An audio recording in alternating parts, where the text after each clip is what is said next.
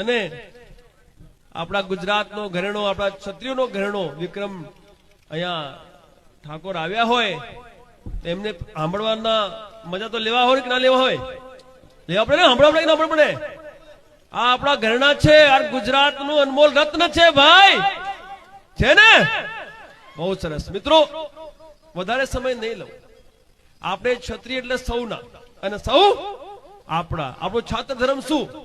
જનતાની સેવા અને ન્યાયના અધિકાર અપાવવું. હવે છાત્ર ધર્મ નિભાવવા માટે એક થવું પડશે કે નહીં થવું પડે? એક થવું પડશે ને?